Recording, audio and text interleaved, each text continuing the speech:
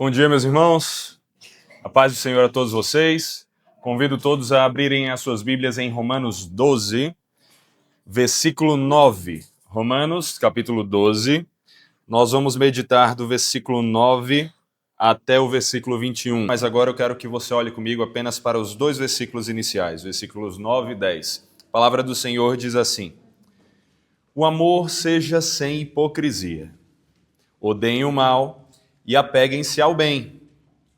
Amem uns aos outros com amor fraternal. Esses poucos versículos já são suficientes para nos mostrar mais ou menos o que é que Paulo quer nos dizer nesse texto. Como ele vai discorrer aqui a respeito desse nosso dever, o dever que temos de amarmos uns aos outros, e como é que deve ser esse tipo de amor que temos que ter uns pelos outros. Mas quando eu leio esse texto aqui, eu me lembro de uma história que demonstra algo parecido. Um compromisso de amor pelo próximo. Segundo a mitologia grega, por volta do século IV a.C., Pítias e seu amigo Damão, ambos seguidores do filósofo Pitágoras, viajaram para a cidade de Siracusa. Lá, as coisas aconteceram de uma maneira que Pítias acabou sendo acusado de tramar contra o tirano de Siracusa, chamado Dionísio I. E como punição, ele recebeu a pena capital, a pena de morte. Tendo aceitado essa pena de morte, tudo que Pítias pediu ao soberano foi a permissão para retornar à sua cidade uma última vez, para resolver alguns negócios pendentes e também para dar um adeus final à sua família. Só que Dionísio, obviamente, não queria se passar por tolo e recusou, argumentando que, uma vez que fosse libertado, Pítias jamais retornaria para fazer cumprir a sua sentença. Porém, nessa situação, Pítias chamou seu amigo Damão. Pítias olhou para Damão e pediu que o amigo se colocasse como garantia no lugar dele. Dionísio ouviu aquela possibilidade e disse: olha, eu até posso aceitar essa condição, mas somente se, caso você não retorne, Pítias, Damão não somente seja um escravo servindo para pagar o que você não recebeu, que Damão perca a vida no seu lugar. E por incrível que pareça, Damão aceitou aqueles termos. Ele ficou no lugar do amigo e Pítias foi solto. Dionísio estava convencido de que Pítias não retornaria. E os dias foram se passando até que no último dia parecia que o tirano estava certo. Pítias não havia retornado. E então o tirano ordenou que a sentença fosse cumprida. Ele mandou o carrasco tirar a vida de Damão. Quando chegou o momento em que o carrasco estava prestes a executar a sentença, eis que, no último segundo, Pítias apareceu. Ele pediu desculpa e ele explicou o porquê do seu atraso. Ele havia sido atacado por piratas no navio em que estava tomando de volta a Siracusa e foi lançado ao mar. E talvez alguém na situação de Pítias pudesse dizer: nossa, não tem o que fazer, eu fiz o possível para voltar e ficar no lugar do meu amigo. Mas olha o que as circunstâncias me trouxeram, eu não tenho culpa, não foi minha culpa. Mas não foi assim que Pítias pensou. Ele nadou até a praia e, chegando ali, ele correu o mais rápido que podia para chegar a Siracusa. E foi lá, no último minuto, antes da morte do seu amigo, que ele chegou. Ao olhar para toda aquela história, Dionísio, completamente surpreso com a lealdade de Pítias e também com a confiança inabalável de Damão, não somente decidiu libertar ambos, como os colocou como seus conselheiros. Essa história da mitologia grega nos dá um belíssimo exemplo de uma amizade comprometida com o amor sacrificial. Uma amizade onde o amor é tão grande ao ponto de dar a vida pelo seu amigo. Nós não temos certeza se essa história é real. Talvez tenha elementos de verdade, outros podem ter sido aumentados. Mas ela nos faz lembrar de uma história que é sim real e demonstra esse princípio ainda superior. E essa é a história de Jesus, é o exemplo de Jesus. E o que o nosso evangelista João relata no seu capítulo 15, no capítulo 15 do seu evangelho, nos mostra isso com clareza. Em João 15, versículo 12, está escrito, Jesus falando: "O meu mandamento é este, que vocês amem uns aos outros, assim como eu os amei. Ninguém tem maior amor do que este." Olha qual é o amor. "De alguém dar a vida, dar a própria vida pelos seus amigos." Parece ou não com a história que acabamos de ver? "Vocês são meus amigos se fazem o que eu lhes ordeno. Já não chamo vocês de servos, porque o servo não sabe o que o seu senhor faz. Mas tenho chamado vocês de amigos, porque tudo o que ouvi de meu Pai eu lhes dei a conhecer. Não foram vocês que me escolheram, pelo contrário, eu os escolhi e os designei para que vão e deem fruto, e o fruto de vocês permaneça, a fim de que tudo o que pedirem ao Pai em meu nome, eu lhes conceda. O que eu lhes ordeno é isto, que vocês amem uns aos outros." O que Jesus nos mostra aqui é um princípio semelhante ao que nós encontramos na história de Pítias e Damão, que não existe amor maior do que dar a vida pelos seus amigos. Mas se a história de Damão e Pítias talvez não seja verdadeira, a de Jesus é. E ela não ficou apenas na disposição para, se necessário, morrer. Ela foi até o seu fim. Jesus não apenas se colocou como garantia para, se necessário, morrer no lugar daqueles que ele amava. Ele morreu. Jesus deu a vida pelos seus amigos, pelos seus irmãos, por aqueles que ele escolheu para salvar. E é por causa do sacrifício de Jesus que nós estamos aqui hoje, ao invés de termos sido mortos pelo carrasco. Nós não recebemos a sentença que merecíamos, porque Jesus a recebeu em nosso lugar. E o amor que Jesus nos ofereceu é também o amor que Ele quer que nós ofereçamos semelhantemente aos nossos irmãos. Que nós amemos o nosso próximo como nós amamos a nós mesmos. E que nós amemos o próximo por causa do amor que, em primeiro lugar, nós temos ao Senhor. Aqui, meus irmãos, quando nós olhamos para o relacionamento cristão, nós não vemos uma simples amizade. O conceito de amizade no cristianismo foi substituído por algo ainda mais elevado. Foi substituído pela ideia de irmandade. Não somos apenas amigos uns dos outros. Em Cristo, somos adotados como filhos de Deus. E se somos filhos do mesmo Pai, somos o quê? Irmãos. Não apenas amigos, mas irmãos uns dos outros. Irmãos que devem cuidar uns dos outros com amor sacrificial. E quando nós olhamos para o texto de Romanos 12, nós vemos Paulo seguir na demonstração de como é que nós devemos amar o próximo. E é por isso que esse texto aqui vai nos dar como sua lição principal uma definição de como é que deve ser o nosso relacionamento com o próximo. O que esse texto nos mostra é que o relacionamento cristão deve ser caracterizado pelo amor. O relacionamento que nós temos uns com os outros, o relacionamento cristão, deve ser caracterizado, deve ser definido pelo amor. E Paulo, ao longo dos versículos 9 a 21, nos dá 12 breves características desse amor. Como é que é esse amor? E nós vamos ver cada uma delas, mas como eu falei, de maneira breve. Em primeiro lugar, o relacionamento cristão deve ser caracterizado pelo amor sem hipocrisia. Sem hipocrisia. E é isso que nós vemos na primeira parte do versículo 9.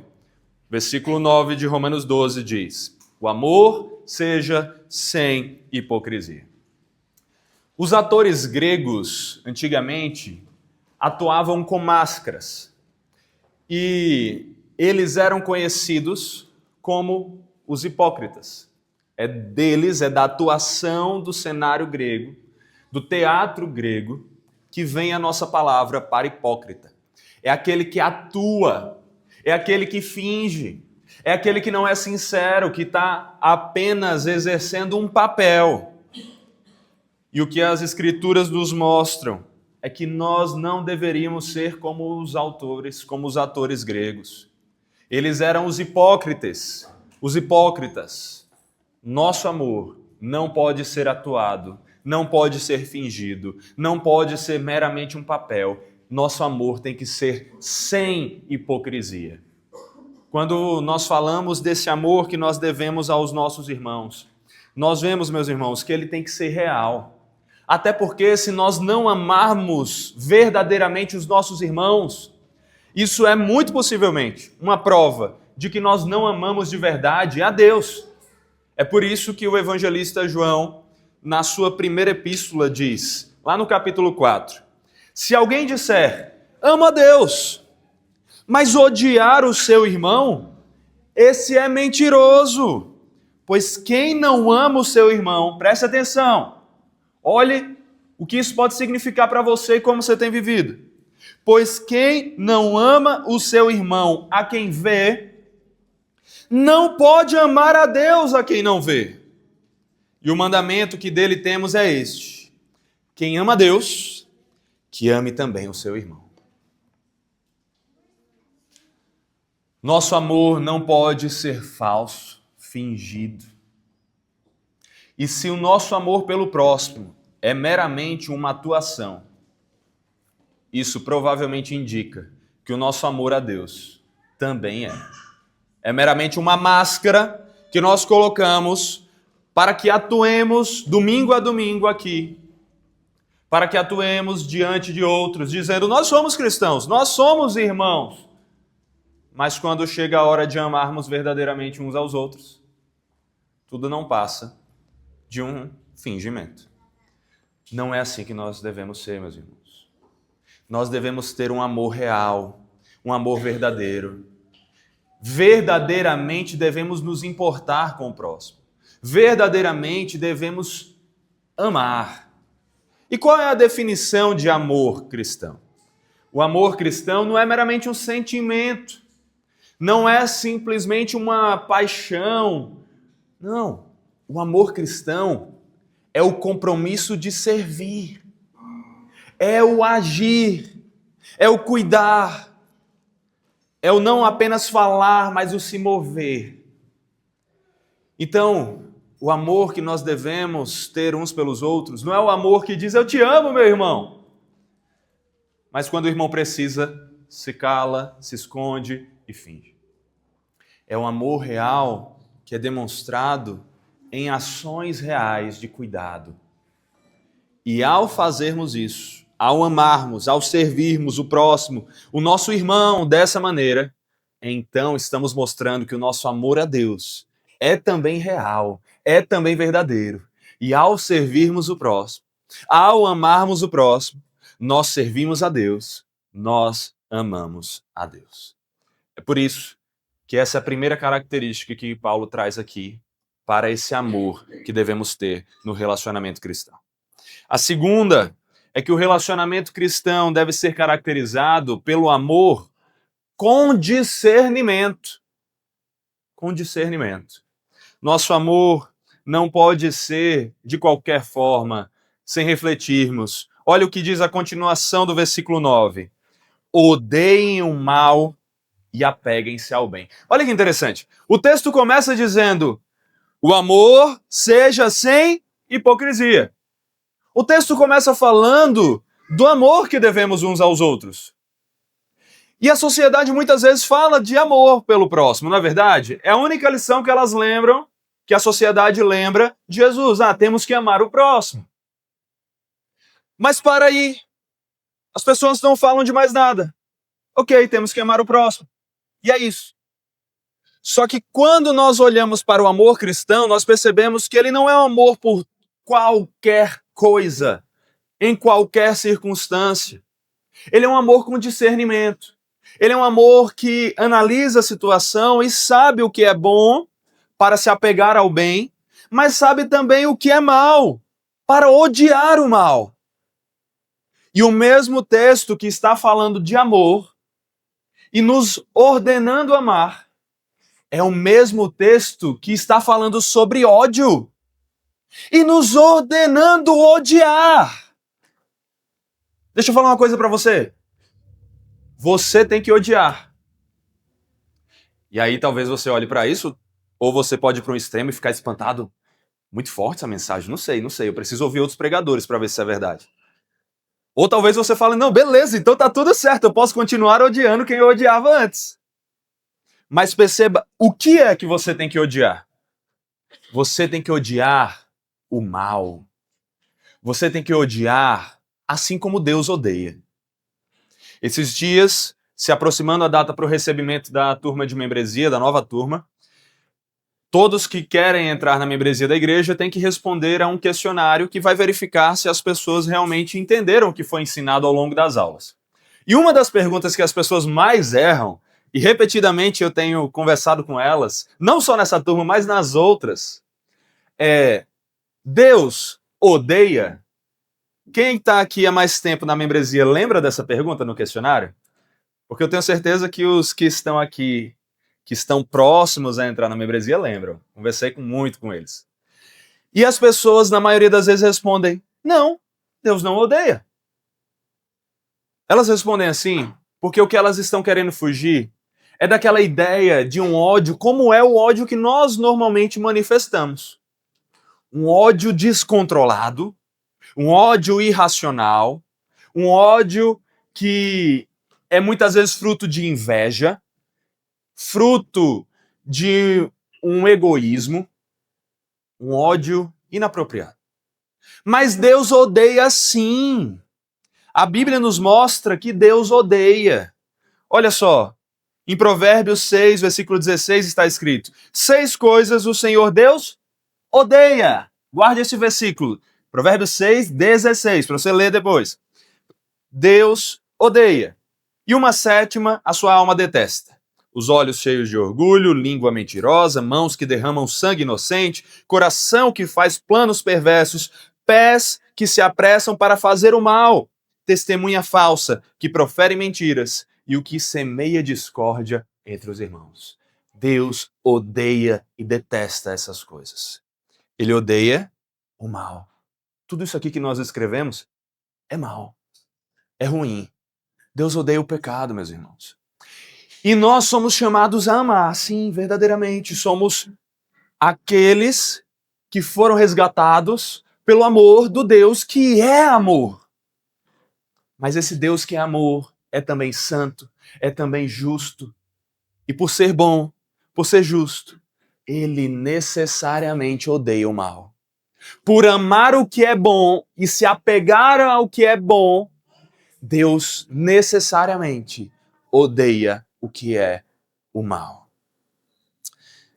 Meus irmãos, é esse o tipo de amor que nós devemos ter.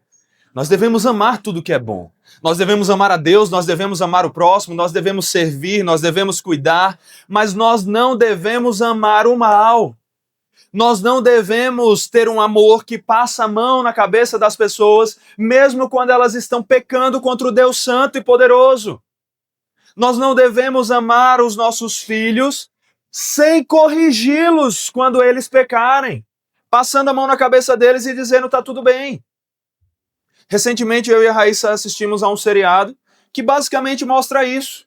Um homem já de seus 40 e poucos anos, que era de uma família extremamente rica, mas foi criado por uma mãe que o amava de tal forma que não dizia não para ele em nada, até quando ele quis sequestrar o filho de outra pessoa por achar que era seu.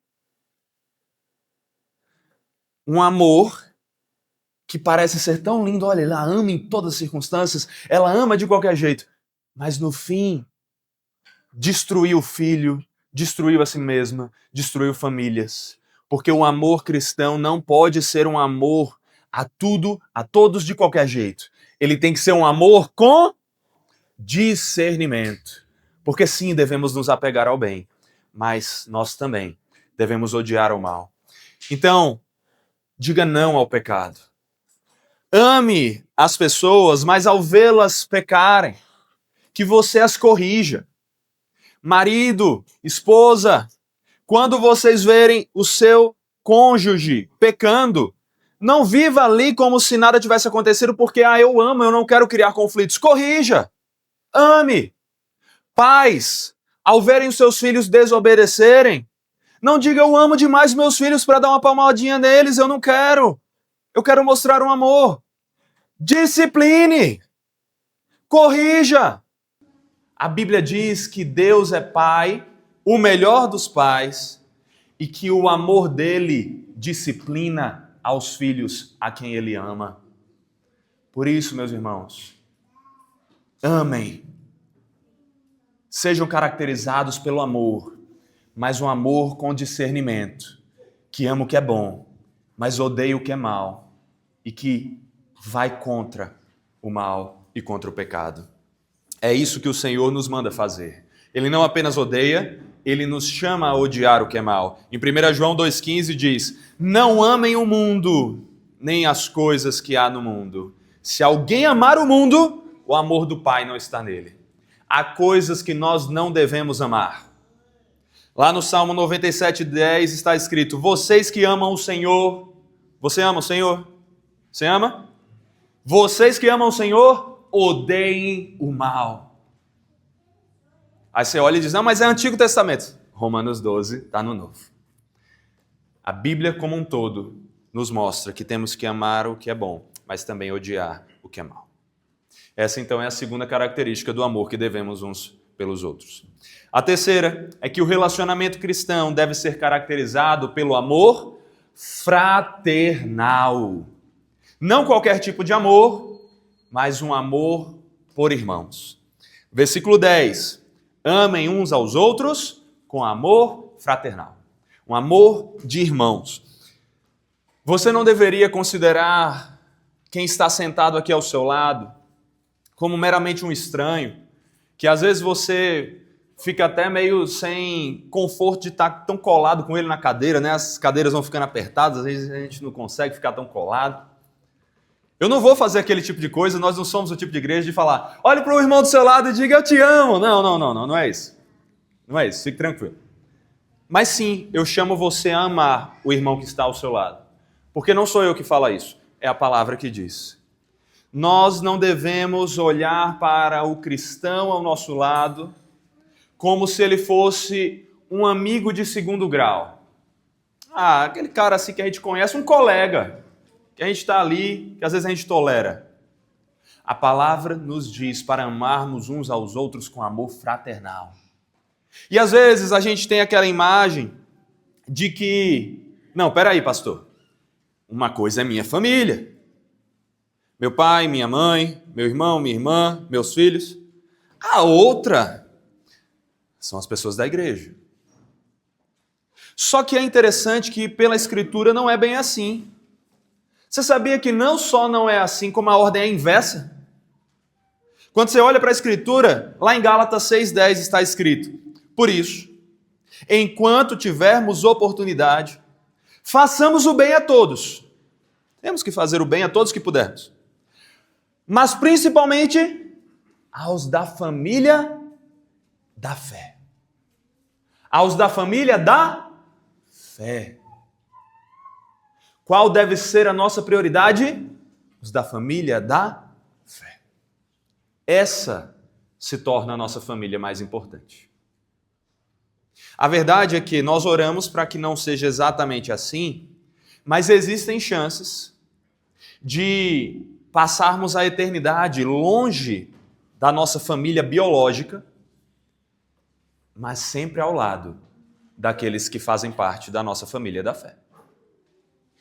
Nós oramos para que os que são da nossa família biológica se tornem também nossa família na fé. Porque são eles E somente eles que vão passar a eternidade ao nosso lado. São só eles. São só eles. É por isso que a Bíblia diz, olha, quem ama pai, mãe, irmão, marido, esposa, mais do que a Jesus, ele diz, os que amam assim não são dignos de mim. Nós temos que amar uns aos outros aqui como nossa verdadeira família. Como nossa família de verdade. Não é uma família de segundo grau, que a gente vai ter tempo quando sobra. É prioridade. São os nossos irmãos, que pela graça do Senhor passarão a eternidade ao nosso lado, se alegrando aos pés do nosso Pai. É assim que nós devemos olhar para os nossos irmãos. Mas perceba, eu reconheço que não é tão fácil fazer isso. Claro que não. Não é natural. Diferente, alguém que passa o tempo todo na sua casa, alguém que veio de você, se você é uma mãe, você deu à luz a uma criança, veio literalmente de você, o pai também, de certa forma. Você que veio dos seus pais, alguém que está ali com você como uma só carne, marido e mulher. Mas, por mais que não seja algo natural, algo que nós fazemos facilmente, é algo que nós devemos buscar intencionalmente. Porque por mais, meus irmãos, que nós olhemos para as pessoas à nossa volta e digamos, não nasceram da mesma mãe, mas nasceram, meus irmãos, do mesmo Pai. O mesmo Pai Celeste que nos deu vida em Cristo é o Pai Celeste que deu vida aos nossos irmãos aqui ao nosso redor. E é por isso que nós devemos ser intencionais em buscarmos criar essa irmandade. Como é que nós vamos fazer isso? Ora, semelhante ao que nós fizemos com a nossa família. É investindo tempo, é buscando estar mais junto, é amando mesmo quando a pessoa não está sendo agradável, porque no contexto da família a gente não tem como dizer, ei, vai embora aqui, irmão. Às vezes os irmãos querem fazer isso, né? Mas não tem opção. É assim que a gente deveria tratar a família da fé também. A gente vai ficar aqui, a gente vai se acertar, a gente pode até ter uma discussãozinha, mas a gente vai esfriar a cabeça e vai se resolver. Porque nós somos irmãos e nós vamos amar e cuidar uns dos outros. Essa então é a terceira característica do amor que devemos. Uma quarta que o texto nos destaca é que o relacionamento cristão deve ser caracterizado por um amor com honra. Ainda na continuação do versículo 10, quanto à honra, deem sempre preferência aos outros. O que é honrar? Honra é um conceito muito abstrato, que às vezes a gente até fala, mas não temos uma definição tão clara. Quando nós analisamos com mais cuidado, principalmente a partir da ideia de honra pelas Escrituras, nós percebemos que honrar alguém envolve reconhecer as suas qualidades, reconhecer o seu valor, demonstrar apreço por suas ações, por suas palavras, por quem ele é, e tratar essa pessoa com dignidade e cortesia. Essa é a ideia de honra. É a gente não menosprezar, mas é nós buscarmos ver a graça de Deus na vida das pessoas e nos alegrarmos com essas pessoas por reconhecermos que elas também foram criadas à imagem e semelhança de Deus. E por isso, nesse sentido, elas devem ser honradas. Elas devem ser honradas.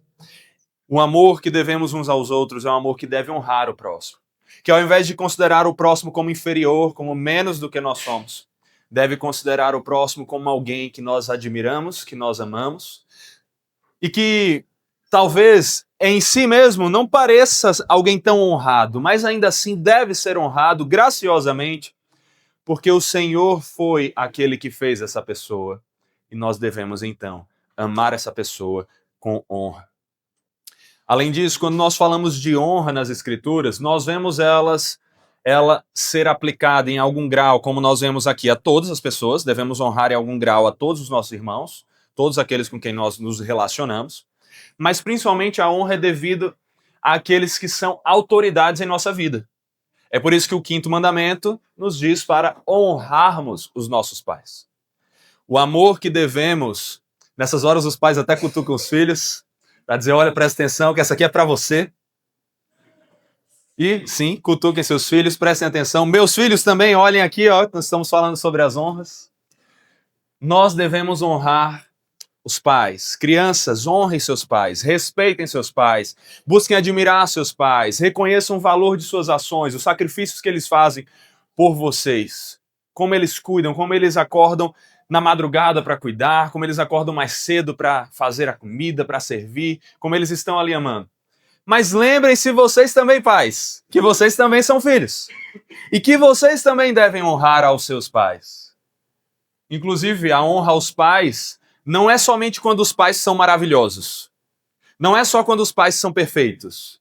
Não é só quando os pais a gente olha assim e faz, não tem como não honrar esse pai. É até mesmo quando o pai não é um bom pai. Quando a mãe não é uma boa mãe. A Bíblia não diz honrem seus pais se seus pais forem bons. Ela nos diz para honrarmos os nossos pais, porque foram os pais que Deus escolheu para nós. Além disso, o honrar os pais não para nos pais literal, mas também honrar as autoridades. Nós somos chamados a honrar aqueles que são definidos como autoridades em nossa vida. Inclusive, no capítulo 13 de Romanos, Paulo vai falar sobre essa questão. Nós devemos honrar os políticos, olha só que interessante. Nós devemos honrar o presidente, olha só que interessante, para não usar outra palavra. Nós devemos honrar as autoridades. Como nós devemos honrar as autoridades? Orando por essas autoridades. A palavra nos diz para orar. Nós devemos respeitar, não deveríamos difamar as autoridades, xingar as autoridades. Nós deveríamos ter respeito, porque elas foram escolhidas como autoridade sobre nós. Isso não significa que nós devemos nos calar sempre diante da autoridade, porque às vezes a autoridade erra e precisa ser corrigida, porque o nosso amor, que deve ser com honra, deve também ser com discernimento, odiando o que é mal. Mas sim, nós devemos honrar as autoridades.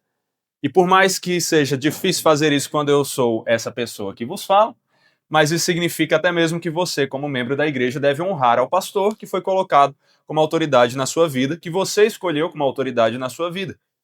Mas isso não significa que ele é ungido do Senhor, que você nunca pode corrigir, tá bom? Não trate dessa forma, não sou o ungido do Senhor nesse sentido.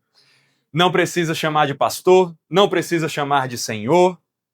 A honra não é meramente no pronome de tratamento escolhido, mas é na maneira que nós reconhecemos aqueles que Deus colocou com autoridade em nossas vidas e que buscam nos servir cuidando de nós.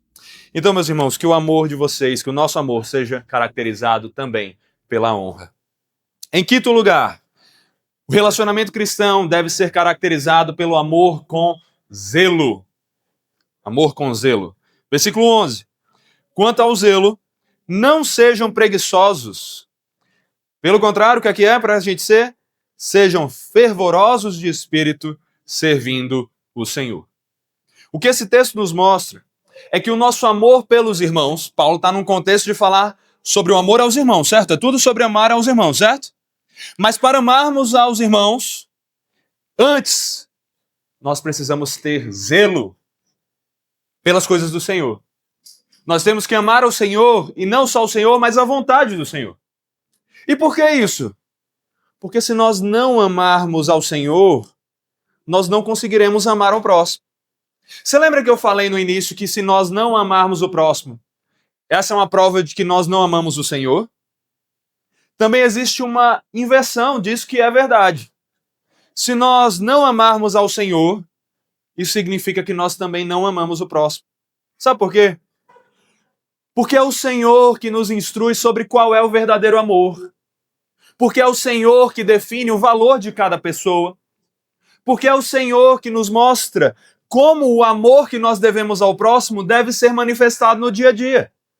E se nós não somos zelosos em conhecer a vontade do Senhor, temer o Senhor e obedecer ao Senhor, nós não saberemos amar ao próximo como nós devemos amar. Por isso, que como esse texto nos mostra, o nosso amor pelo próximo, os relacionamentos que nós temos deve ser caracterizado por amor, sim, mas um amor com zelo, e zelo, antes de mais nada, pelas coisas do Senhor. Ser zeloso, meus irmãos, é ser o contrário de apático. Nós estamos vendo isso no livro que estamos lendo no PG, o Superando a Apatia, que mais uma vez eu chamo todos vocês aqui a ler. Parece até que eu estou fazendo propaganda da Vida Nova, que é a editora, não, mas o ponto é, o livro é bom e vale a leitura, e ele tem tudo a ver com o que nós estamos vendo aqui. Ser apático é quando nós não nos importamos, nós somos frios, nós não nos afetamos, nós assumimos para nós uma proteção, um jeito de viver que a gente não quer expressar sentimento, a gente não quer expressar que a gente se importa com as pessoas à nossa volta, e isso nos faz frios. Mas pelo contrário, a palavra nos chama a viver zelosamente. Ser zeloso é ser dedicado, é ser fervoroso, é ser esforçado em fazer o que é bom, em amar, em servir. No livro Superando a Apatia, inclusive, ao mostrar que o zelo é o oposto da apatia, o autor nos diz que, nos mostra 4 coisas nas palavras do Senhor acerca do zelo. Ele diz: trata-se de, em primeiro lugar, um sentimento profundo de alguém. Em segundo lugar, um sentimento profundo de alguém que leva à ação. Então eu não posso ter zelo no sentido de ter um sentimento, me importar, mas não agir. É um sentimento profundo que me leva à ação. Em terceiro lugar, um sentimento profundo de alguém que leva à ação e é feito por amor, se dá a favor de algo ou de alguma outra pessoa a que se atribui valor. Então ele não é um sentimento profundo que leva a ação para o meu bem. É um sentimento profundo que leva a ação para o serviço ao próximo, para o cuidado do próximo. E em quarto lugar, ele é um sentimento profundo que leva a ação, que é feito por amor ao próximo, refletindo o caráter divino. Porque se tem algo que as Escrituras nos mostram, é que Deus é zeloso. Deus é zeloso em fazer cumprir a sua vontade. Deus é zeloso em buscar a santidade. Deus é zeloso em buscar a justiça. Ele não é preguiçoso. Ele não é apático nesse sentido. Ele é dedicado em fazer o bem. E nós temos que ser assim. E para vivermos assim, nós precisamos ser zelosos com as coisas do Senhor. Precisamos ser empenhados, dedicados, esforçados, intencionais em aprendermos mais sobre a vontade do Senhor, conforme Ele revela na palavra. Em vivermos em oração com o Senhor, tendo um relacionamento com Ele. Em obedecermos às suas ordens, inclusive a ordem de amarmos ao próximo. E então, ao sermos zelosos com o próximo, com Deus, na verdade, nós conseguiremos amar com zelo também aos nossos irmãos. Porque o nosso amor pelos nossos irmãos não deveria ser um amor que a gente tem preguiça de agir. Que a gente só cuida do próximo se o próximo estiver a 1 metro da gente. 2, a gente já não chega lá. Jesus nos diz que nós devemos amar até os inimigos e que quando o inimigo nos chama para ir 1 milha, a gente deveria ir 2. É um amor que não para, mas se esforça para cuidar cada vez mais. O amor que nós devemos aqui uns pelos outros é um amor que deveria não só esperar para ver se tem algo para agir. Claro que a gente não tem como adivinhar e as pessoas precisam expressar o que é que precisam. Mas também um amor que intencionalmente, proativamente, deve buscar procurar saber como cuidar e servir. É assim que você deve amar a Deus acima de tudo, mas também amar ao próximo como a você mesmo. Ame com zelo, ame com dedicação, ame buscando se capacitar para amar e servir melhor. Ame da maneira que a Escritura nos chama. Em sexto lugar, o relacionamento cristão deve ser caracterizado pelo amor, com alegria e perseverança paciente. É o que nós vemos no versículo 12. Alegrem-se na esperança. Sejam pacientes na tribulação e perseverem na oração. Meus irmãos, o nosso amor não deveria ser um amor triste. Sim, nós nos sacrificamos, nós vamos lá e servimos o irmão, mas com aquela cara de triste, sabe? Sabe aquele filho que obedece e que vai lá fazer algo pelo irmão, mas ele faz assim se arrastando? Ele faz com aquela cara de triste, ele quer que todos percebam que ele não está feliz fazendo aquilo? Ou mesmo quando ele não quer que os outros percebam, é assim que ele age? Não é esse o amor que Deus espera de nós. O nosso amor deve ser um amor alegre, um amor que se alegra.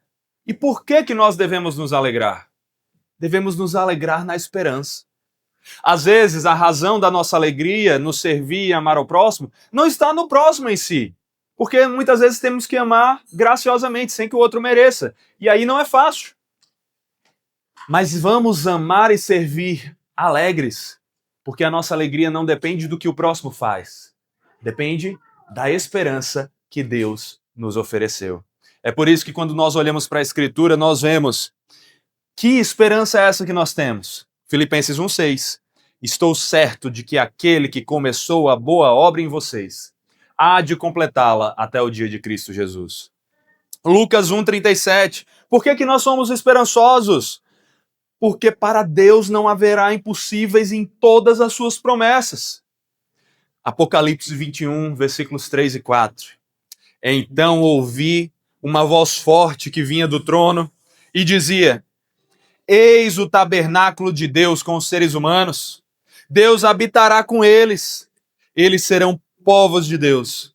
E Deus mesmo estará com eles. E será o Deus deles. E lhes enxugará dos olhos toda lágrima. E já não existirá mais morte.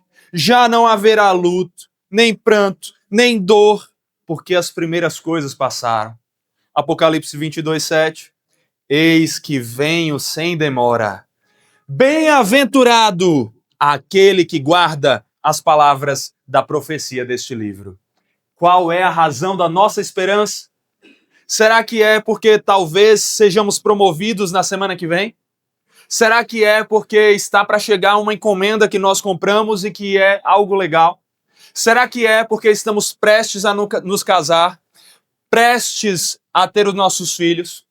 Porque estamos aguardando um desenvolvimento de alguma habilidade nossa porque estamos vendo que estamos melhorando? Será que é porque estamos quase ficando bons de alguma doença? Qual é a razão da nossa esperança? É o dinheiro? É o conforto? É a saúde? São as circunstâncias? Não! A razão da nossa esperança é a imutabilidade das promessas do Deus perfeito que prometeu e vai cumprir essas maravilhosas bênçãos que nós vimos agora nesses textos. Que você sirva com alegria por lembrar da esperança que está guardada para você. Mesmo que o trabalho não esteja bom, mesmo que a família não esteja numa fase tão boa, mesmo que a saúde não esteja tão legal, que você lembre que Deus te ama e promete bênçãos que um dia vão colocar fim a todo e qualquer sofrimento pelo qual você passa hoje. E nós podemos ter essa alegria de forma perseverante. Nós temos que ter alegria, mas é uma alegria que nos faz perseverar pacientemente. Porque nós não apenas somos alegres em um momento e depois acabou. Nós perseveramos nisso, nós continuamos nisso. E continuamos nisso sem reclamação, mas pacientes. Por quê? Um dos pontos é esse que nós destacamos, a certeza que nós temos de que as esperanças serão cumpridas.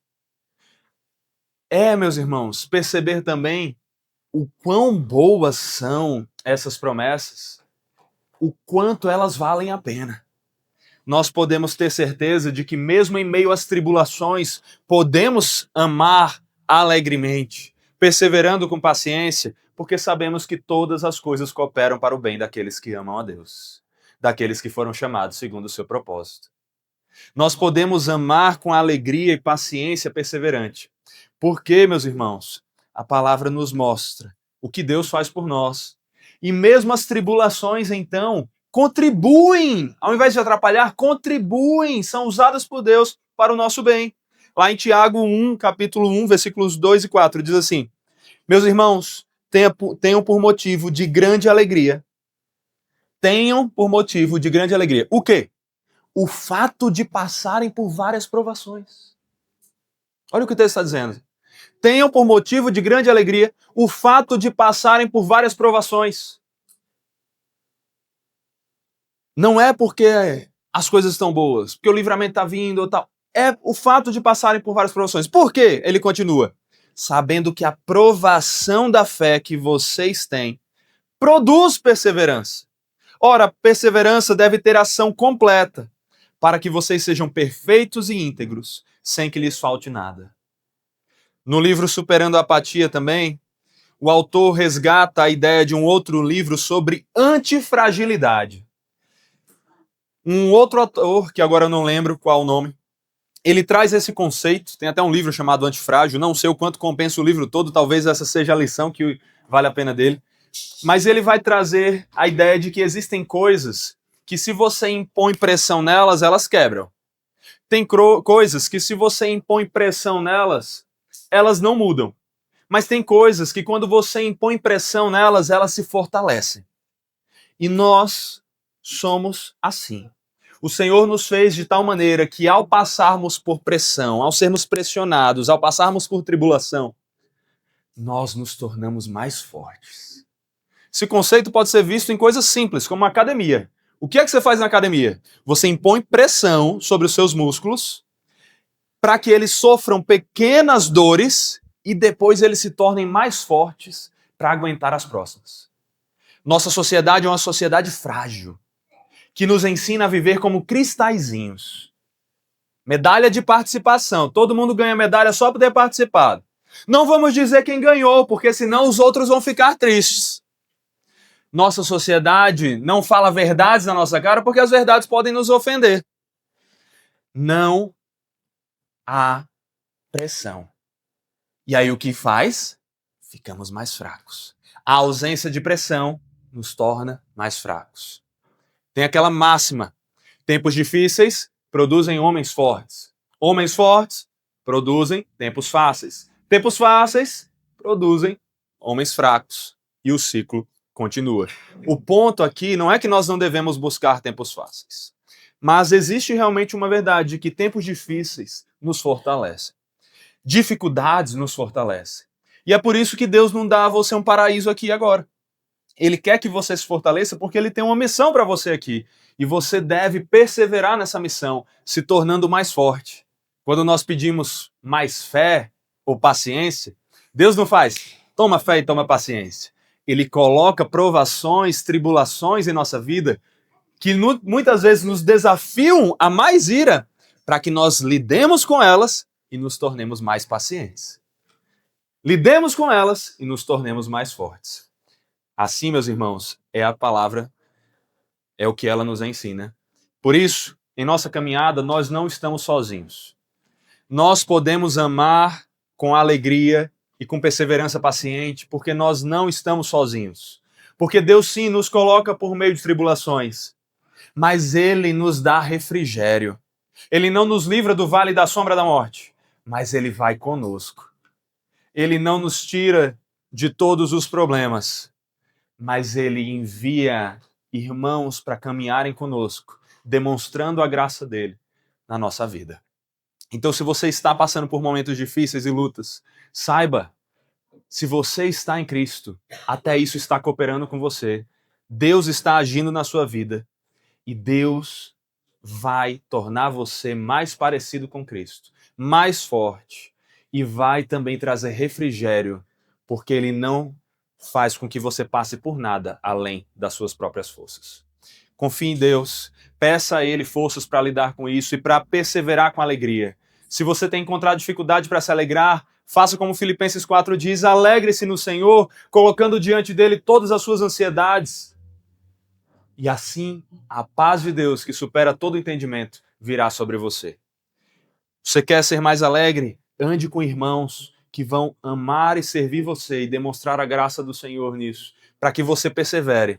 Porque quando nós estamos sozinhos, é muito fácil desistir da maratona. É muito fácil desistir da caminhada. É muito fácil abandonar a jornada. Mas quando nós estamos acompanhados de pessoas com as mesmas metas que nós temos, com o mesmo Senhor que nós temos, nós conseguimos perseverar, porque um alegra o outro. E quando é melhor serem dois do que um, disse o autor de Eclesiastes, porque quando um cai, o outro levanta. E essa é a irmandade, é esse tipo de amor que nós devemos ter uns pelos outros. Em sétimo lugar, meus irmãos, O relacionamento cristão deve ser caracterizado pelo amor com generosidade. Versículo 13. Ajudem a suprir as necessidades dos santos. Pratiquem a hospitalidade. O nosso amor não deve ser manifestado apenas em palavras. É muito fácil nós dizermos, nós te amamos. É muito fácil. A questão é manifestar isso. E nós devemos amar através do serviço e do cuidado, e isso também envolve a generosidade do ofertar, do doar para o próximo, do contribuir com as necessidades financeiras de quem está precisando. É isso que a palavra nos chama a fazer. Tanto é que Tiago, lá no capítulo 2, diz assim: se um irmão ou uma irmã estiverem com falta de roupa e necessitado do alimento diário, percebam, uma situação extrema, não tem nem roupa, nem alimento para o dia. E um de vocês lhes disser, vão em paz, tratem-se de se aquecer e de se alimentar. Meio que a versão atualizada aqui, uma NTLH da vida, Deus abençoe. Mas não lhes dão o necessário para o corpo, qual é o proveito disso? Assim também, a fé, se não tiver obras, por si só, está morta. A salvação é somente pela fé, mas a fé verdadeira, ela é viva e ela demonstra a sua vida no cuidado e no serviço, na manifestação de boas obras. E isso envolve o cuidado com os necessitados. Nós somos irmãos e devemos cuidar uns dos outros. Se possível, façamos o bem a todas as pessoas, mas principalmente aos da família da fé. Não é o que Paulo diz em Gálatas, como nós lemos agora há pouco? Que nós busquemos saber as necessidades dos nossos irmãos e ajudemos nessas necessidades. Aqui não é uma ideia de algum socialismo. Vamos ficar todo mundo com a mesma conta financeira. Vamos ficar todo mundo na mesma condição. Não. Também não é isso. A ideia aqui é que nós não podemos ver o irmão precisando de algo que é importante para que ele viva alegre, glorificando o Senhor, e nós não contribuamos. Então, conheça os seus irmãos, porque se você não conhecer, como é que você vai saber que precisa ajudar? E então, se envolva para ajudar. Você já fez isso? Você já buscou conhecer as pessoas, saber as necessidades dela, doar? Sabe uma forma muito prática e simples da gente viver isso daqui? Que nós coloquemos no nosso orçamento. Sabe o orçamento financeiro? Você não coloca só o quanto você tem para comprar pizza no final de semana. Você coloca também o quanto você vai separar para doar para o próximo. Para que intencionalmente você doe. Você sempre esteja em contato com alguém, doando, cuidando. Isso é uma maneira de intencionalmente nós sermos generosos. Isso não significa que só vamos doar aquele valor que está ali limitado. Às vezes, se o nosso irmão está precisando de ainda mais e nós temos condições, vamos doar mais. Às vezes, porém, veremos que nós não temos condições de doarmos mais, porque senão, como Paulo vai falar em Coríntios, aí nós é que vamos ficar precisando da doação depois. Mas nós vamos agir, e nós não estamos sozinhos, nós podemos reunir outros irmãos e juntos cuidarmos uns dos outros. Essa irmandade e é esse tipo de amor generoso que nós devemos ter uns para com os outros. É isso que a igreja primitiva fazia. E lembre, a igreja primitiva não era perfeita, tá? Às vezes a gente pensa que a igreja primitiva era o exemplo de perfeição que a gente tem que seguir. A igreja primitiva é a mesma que está recebendo as epístolas aos Coríntios, aos Efésios, e mostrando vários pecados que eles têm e coisas que precisavam ser corrigidas. Mas eles também acertaram. Então, naquilo que é bom, o sigamos. Naquilo que é ruim, que nós digamos não ao mal.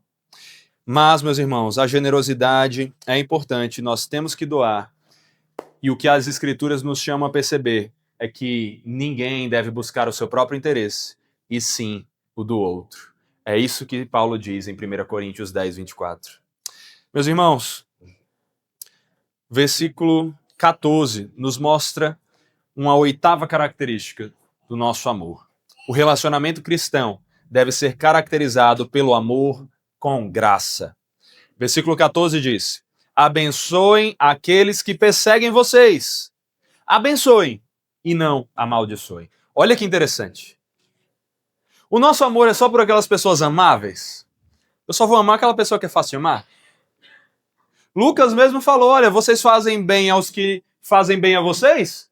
Grande coisa! Até os pecadores fazem isso. O nosso amor é um amor semelhante ao de Cristo, que deu sua vida não pelos seus amigos, mas pelos inimigos que ele escolheu salvar. Quando nós olhamos para o amor que nós devemos ao próximo, nós vemos que é um amor gracioso, que não oferece somente àquele que merece, mas que demonstra graça, um favor não merecido, que ama mesmo aquele que deveria ser punido ou menosprezado. Por isso, que ao invés de perseguirmos os que nos perseguem ou amaldiçoarmos os que nos amaldiçoam, nós devemos abençoar os que nos perseguem, abençoar aqueles que nos amaldiçoam. Isso é graça, meu amor, meus irmãos. É nós cuidarmos e amarmos as pessoas, mesmo quando elas não são tão fáceis de lidar. Sabe aquele irmãozinho da igreja que não é tão fácil de lidar? Às vezes sou eu para você, não sei, espero que não, mas até esse miserável pecador você tem que amar. Nós temos que amar com esse cuidado. Nós devemos amar mesmo quando a pessoa é difícil, mesmo quando a pessoa não merece. Nós devemos amar com graça. E isso é o que Jesus fez. No casamento, pastor, eu sei que nós temos que amar os nossos cônjuges, mas o meu cônjuge é muito difícil, o meu marido, a minha esposa, ela é muito difícil. Pois então ame, com graça. Porque Deus te amou, não era porque você era fácil não, meu amorzinho. Você não é bom. Ainda assim, Deus te amou e Deus te ama. E é por isso que mesmo o seu cônjuge sendo difícil, você deve amá-lo. Ame. Maridos, amem suas esposas. Esposas, amem seus maridos. Amem, mesmo do dia que eles não merecem. E lembrando, amar não é só falar, é servir. Lembrando, amar não é algo que nós fazemos, tá bom, tá aqui teu café, né? As esposas se identificaram, viu uns sorrisinhos aí. É o serviço como ao Senhor e não a homens que nós buscamos fazer com alegria. Talvez o marido naquele dia não tenha facilitado isso, eu reconheço. Inclusive o ame, o corrigindo também, odiando o mal. Cuidado com o seu ódio ao mal do seu marido ou da sua esposa. Mas, que você ame com alegria, mesmo no dia que o seu cônjuge não está demonstrando tão fácil ser isso. É assim, inclusive, que você vai quebrá-lo, como o texto mais para frente vai mostrar aqui pra gente. Quebrá-lo no bom sentido. Mas então ame com graça. Em nono lugar, o relacionamento cristão deve ser caracterizado pelo amor com empatia. Um conceito tão perdido por causa da predominância da nossa apatia, da falta de paixão. Nós não somente devemos nos importar, mas nós devemos nos importar com os outros. A empatia. Versículo 15. Alegrem-se com os que se alegram e chorem com os que choram. Meus irmãos, nós devemos nos colocar no lugar do outro. Naquele momento que o nosso irmão está chorando, nós não devemos vir até ele e cantar vitória. Naquele momento que o nosso irmão está alegre, nós devemos ter o cuidado de se é o melhor momento para falarmos de tristezas. Nós devemos ser empáticos, porque nós não temos que pensar só no nosso próprio interesse, mas no do outro. Não é isso que a Escritura nos ensinou? Ontem eu estava com os meninos e houve um certo momento em que o Caleb estava chorando e o Apolo veio mostrar com alegria as medalhas que ele tinha conseguido no campeonato e tal. Muito bom, mas não era o momento. É um momento que a gente tem que instruir e dizer, peraí, meu filho, agora o seu irmão está chorando. Agora é hora de consolá-lo. Depois a gente vai trazer essa parte boa para comemorar também. Depois vai ter um momento em que ele vai deixar de ficar no luto da sua tristeza e ele vai buscar ter empatia para se alegrar com você. Porque a empatia não é só do alegre para o triste, é do triste para com o alegre. Vocês já pensaram nisso? Então, quem é que vai ganhar? Aquele que for mais gracioso. O importante é você ser gracioso. Se você consegue não comemorar agora e lidar com a tristeza do seu irmão, bênção, vá lá e faça isso. Se você consegue não abrir agora o seu coração para falar da sua dor, porque o seu irmão está agora, nesse momento, no ápice de uma alegria, aguarde um pouco, mas fale depois. Mas a gente tem que viver nessa empatia mútua, em que nós abrimos o nosso coração para o próximo. Ah, ele não vai se importar comigo. Se importa. Se importa muito mais do que muitas vezes pensamos. E não só se importa, como deve se importar. E se não se importa, com amor, humildade, paciência, corrija ele e mostre a ele que ele precisa se importar. Porque nós devemos ter empatia uns pelos outros. Nós devemos nos alegrar com os que se alegram e chorar com os que choram. Isso, obviamente, exige discernimento, porque senão a gente ia viver numa bipolaridade, né? Como é que ia funcionar esse negócio? Mas o princípio se mantém. Quando o seu irmão está triste, venha até ele. Fique ao lado dele. Que você saiba ouvi-lo, abraçá-lo. Às vezes, o consolar alguém que chora não é dar um baita conselho, uma super resposta para a dor. Principalmente no momento inicial, é estar ali presente, na maioria das vezes em silêncio. Haverá momento em que o consolaremos com as promessas do Evangelho, proclamando isso por meio de palavras. Mas muitas vezes é estarmos ali presentes. É dizer, estou aqui, o que você precisa? Ao mesmo tempo, quando você estiver triste, não se afunde na sua tristeza com o vitimismo. Se alegre. Filipenses é chamada da carta da alegria. É a carta que mais fala sobre alegria no Novo Testamento. Mas é uma carta que Paulo está falando o tempo todo de como ele se alegra com os seus irmãos enquanto ele está preso. E talvez Paulo pudesse ali escrever a carta da tristeza. Ele pudesse falar o quanto eles deveriam parar de se alegrar e ir lá e cuidar dele, e consolá-lo, e trazer um remédio para ele, uma coisa assim, como é hoje as coisas. Mas não, Paulo não se afunda pensando somente em si. Ele encontra razões para se alegrar. Se não está tão bom na situação dele, ele se alegra pelo irmão. Ele se alegra pelo próximo. Ele se alegra pelos seus compatriotas. Ele se alegra por ver que eles estão felizes. Ele estava triste. Ele estava num momento difícil. Mas ele sabe sair da sua bolinha, da sua comiseração e se alegrar com os seus irmãos. Então que nós amemos com esse tipo de empatia, que deixa de pensar só em si e busca pensar no próximo. Mas também que sabe que isso não significa que nós devemos ser uma rocha inabalável que jamais demonstra sentimentos e que só pensa nos sentimentos do próximo. Nós devemos também saber que nós somos falhos, pequenos e precisamos da ajuda do próximo e da empatia do próximo e recorrermos a isso. Recorremos à ajuda dos nossos irmãos, como uma das maneiras que Deus usa para nos consolar. Em 10º lugar, e aqui a gente já vê, vamos fazer o teste, né? O livro Apatia fala que uma das formas de apatia, como ela pode ser manifestada, é quando você está ouvindo o sermão e você está torcendo para ele acabar. Será que tem apatia aqui? Não sei. A gente chegou no 10º ponto, estamos chegando ao final, mas que você continue com atenção, ouvindo essas lições importantes. Em 10º lugar, o relacionamento cristão deve ser caracterizado pelo amor com harmonia. Versículo 16. Tenham o mesmo modo de pensar uns para com os outros. O nosso amor não deve ser na divisão, nas brigas. Na verdade, é quase impossível isso acontecer, não é verdade? Uma casa não se mantém quando ela está dividida contra si mesma. É isso que Jesus nos ensina. E é isso que nós percebemos. Para que haja amor e relacionamento, é necessário que haja harmonia. É por isso que quando nós lemos lá no início dessa pregação quais as coisas que Deus odiava, uma das que ele mais destacou foi aqueles que criam divisões entre os irmãos.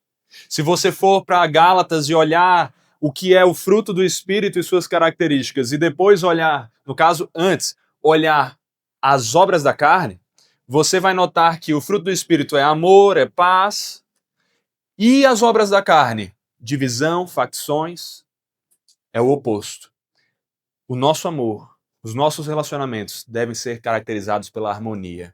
Devemos buscar estarmos com os mesmos pensamentos, as mesmas ideias, as mesmas maneiras de agir. Eu ainda vou qualificar isso, Não é um absolutismo de todo mundo tem que virar uma cópia de si mesmo. Ia ser interessante ver todo mundo aqui com essa harmonia comigo, todo mundo gostando do basquete assim. Ia ser interessante, né? Mas não é um absolutismo em qualquer característica. É naquilo que mais importa. É por isso que quando nós vamos para o curso de membresia, nós não somente recebemos o membro e pronto, eu sou cristão, toma, vai, entre na membresia. Não. Isso acaba criando divisões. Primeiro porque nós ainda não caminhamos o suficiente com a pessoa para verificar se ela realmente é cristã ou se é algo meramente da boca para fora. Segundo, que nós não temos certeza ainda do que essa pessoa entende como cristianismo e se haverá união de crença e de prática na nossa irmandade. Porque se não há, o que vai acontecer? Divisões, facções. É um grupinho da igreja que pensa que deveriam ter mais músicas no louvor, menos tempo de pregação. Talvez alguns estejam nessa do menos tempo de pregação hoje, mas enfim. Outros iriam pensar, tem que falar mais do arminianismo, outros do calvinismo. Outros iriam dizer, não, porque tem que ter pastora. Não, tem que... Peraí, divisões e facções. A gente tem que olhar o que a palavra ensina e o que nós então olhamos para ela, guiados pelo Espírito, entendemos e como nós nos harmonizamos nisso. E é por isso que, naquelas coisas centrais, nós devemos buscar os mesmos pensamentos. Devemos, acima de tudo, ter a harmonia em entender quem Deus é, quem nós somos e o que é o Evangelho. Esse é o centro de tudo. Mas o Evangelho se expande, ele não para no Jesus morreu para pagar os nossos pecados. Ele é muito maior do que isso. Ele nos fala sobre como é que esse sacrifício foi feito, por quem ele foi feito, como é que nós devemos caminhar em resposta a isso. E tudo isso nós precisamos analisar e ver juntos. Daí a importância do curso de membresia. Daí a importância de insistências, muitas vezes, para que quem está no curso de membresia verifique se entendeu certa doutrina que nós cremos ou não. Porque senão pode criar divisões. Meus irmãos, nós não devemos buscar essas divisões. Pelo contrário, busquemos a harmonia, os mesmos pensamentos.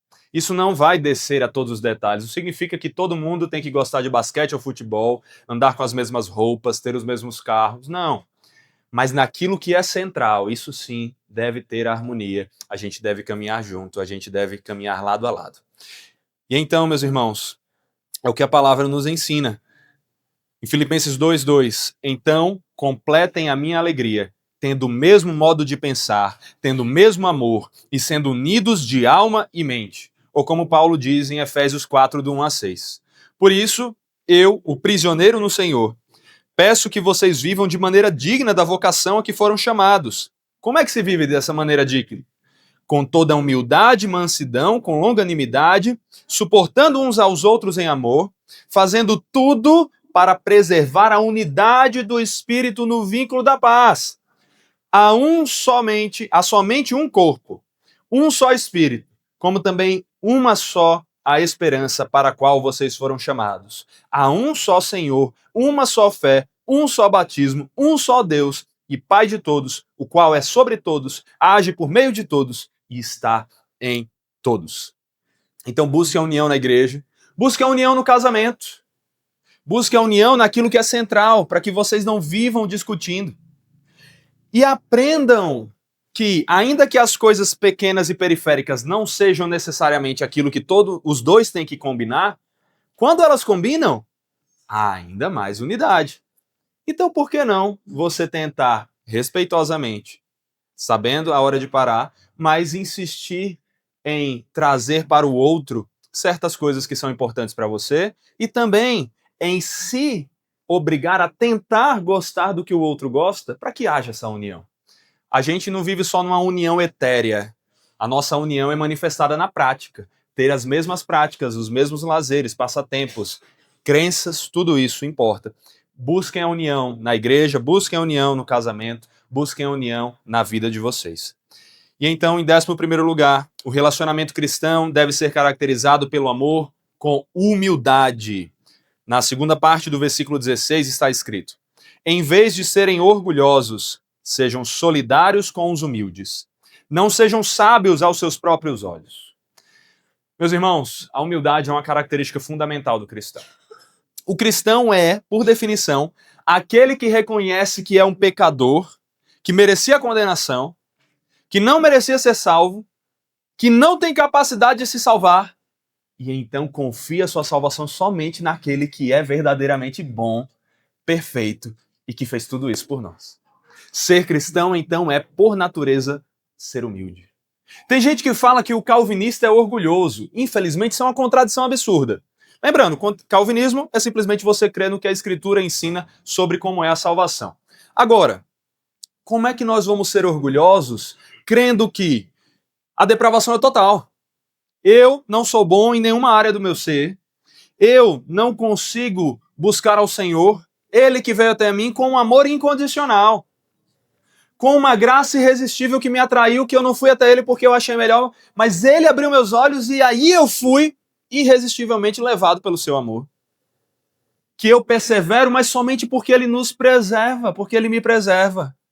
Que Ele me salvou com um sacrifício perfeito que Ele escolheu, que também se aplicaria à minha vida. Como é que nós vamos ser orgulhosos diante da mensagem do Evangelho? Não dá, é uma contradição. A humildade é parte do fruto do Espírito e é algo que nós devemos aplicar a todos os nossos relacionamentos. É tanto que em Filipenses 2, Paulo ainda diz: não façam nada por interesse pessoal ou por vaidade, mas por humildade, cada um considerando os outros superiores a si mesmos, não tendo em vista somente os seus próprios interesses, mas também o dos outros. Olha que interessante. O texto não está simplesmente dizendo, olha, sabe aquela visão de que os outros são inferiores a vocês, ela está errada, agora somos todos iguais. Não, não, não. O texto está nos dizendo que nós devemos considerar os outros superiores a nós mesmos. Para que nós não tenhamos a vergonha de nos colocarmos aos pés dos outros e lavarmos esses pés. E servirmos e cuidarmos. Nós não devemos ficar pensando apenas no nosso próprio interesse, mas no que o outro precisa. Nós precisamos buscar esse amor humilde que serve até aquele suposto menor dos nossos irmãos, que cuida de qualquer pessoa, mesmo que pareça que ela não merece. Não é assim. Nós, quando temos a visão adequada de nós, reconhecemos que nós somos mendigos, que foram graciosamente alcançados. E então, meus irmãos, nós simplesmente vamos aos outros mendigos e chamamos eles para o grande banquete que nos ofereceram. Isso é ser cristão. Se você é cristão, você é um mendigo. Você é alguém miserável que não tinha nada e que recebeu um banquete. E agora é chamado para sair por aí e chamar os outros mendigos que estavam à sua volta para que eles também venham participar desse banquete. Como você vai ser arrogante? Como você vai ser orgulhoso? Você precisa ser humilde, considerando o outro não só igual, mas superior a si, buscando ver o que ele precisa. E em 12º e último lugar, o relacionamento cristão deve ser caracterizado pelo amor com misericórdia. Versículos 17 a 21 dizem assim: não paguem a ninguém mal por mal. Procurem fazer o bem diante de todos. Se possível, no que depender de vocês, vivam em paz com todas as pessoas.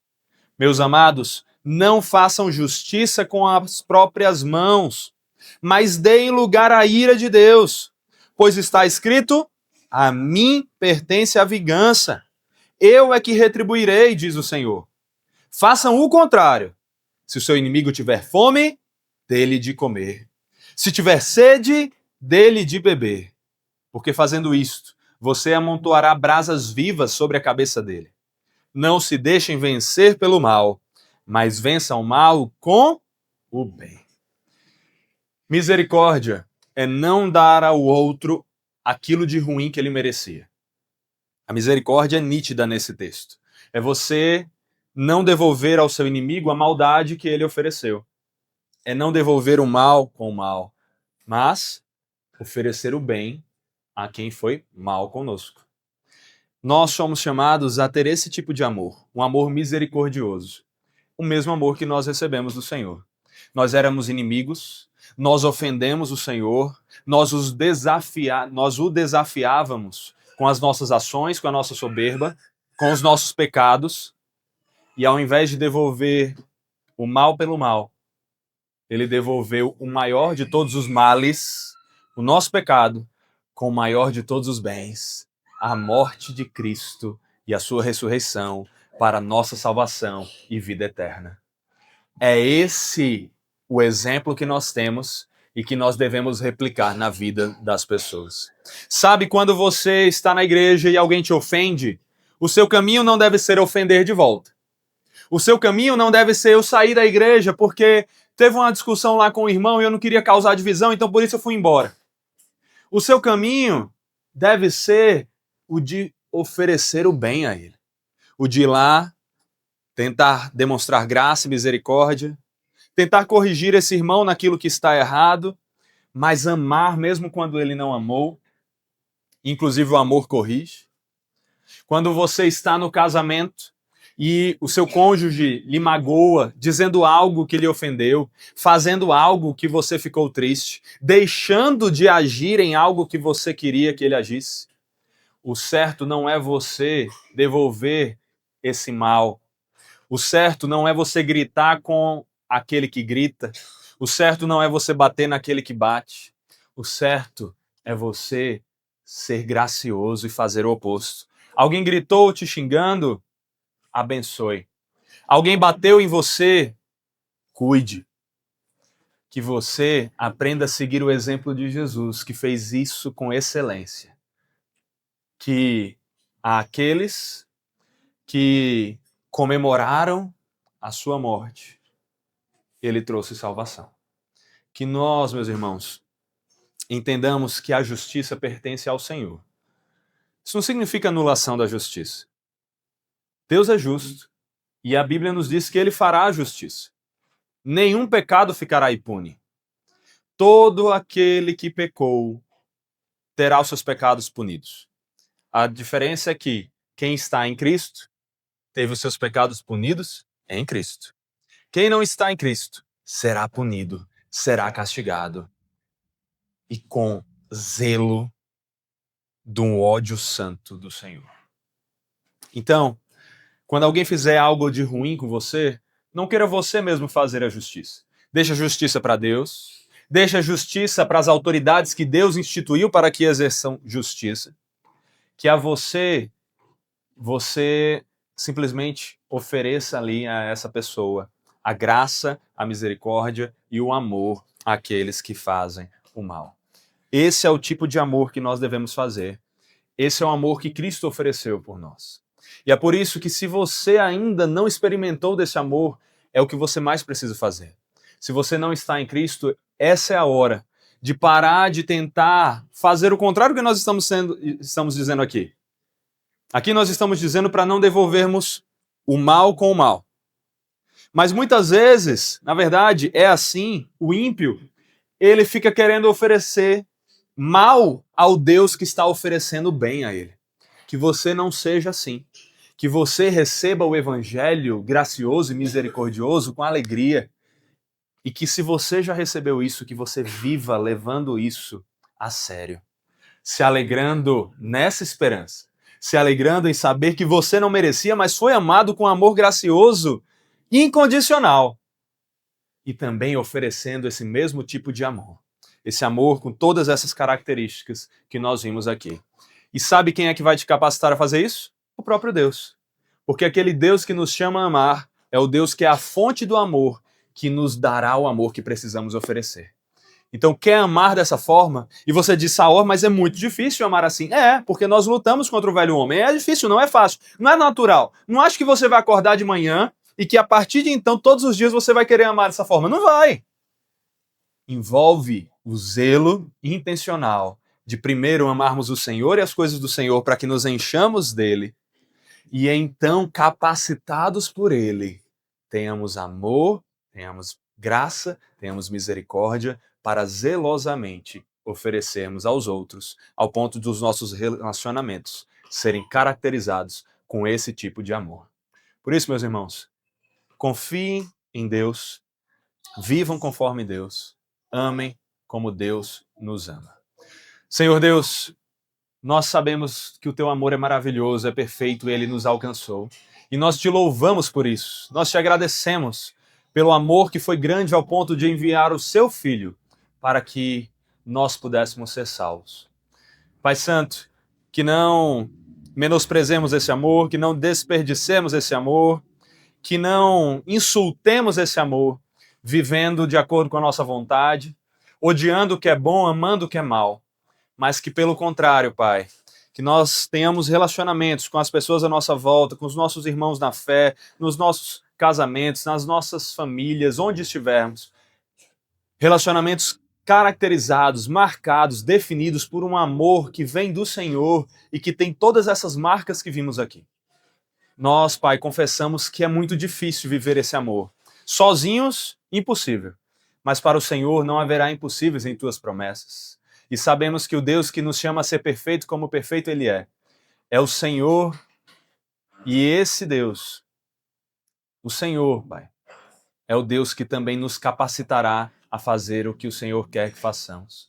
O amor que devemos uns aos outros é fruto do Teu Espírito.